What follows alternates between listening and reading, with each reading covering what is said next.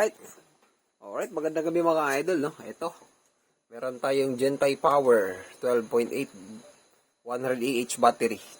Kinakargahan ng ating Samdon and inverter. Since wala lang fan, wala lang araw, maulan, yan, AC charging muna tayo mga idol. Ito. Etong battery na to, ipaparallel natin sa ating green battery. Observe ko mga idol, same lang sila ng lagayan. Same lang sila nito. Ayan. Magkapareho lang sila nitong sa labas. Ito. Ayan, magkapareho lang yun sila. Ito, niready ko na itong ating battery, no? Kasi naka full charge na ito. Nasa 14 volts na siya kanina. Ayan. Ayan.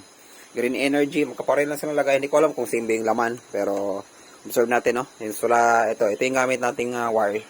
Ayan. Ipaparallel natin siya dun sa ating Gentile. So, combination na to ng green at saka yellow battery. Ayan. Ito. Mamaya aabot din siya sa 100%. Yan. Direct natin mga idol.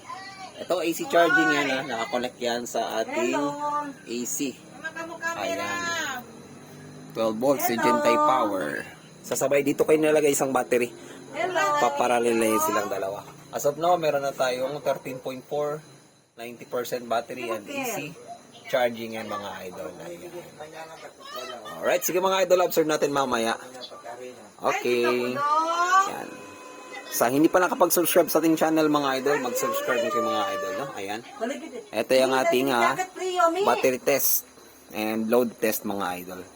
Samdon, shoutout sa Samdon and Gen 5 battery.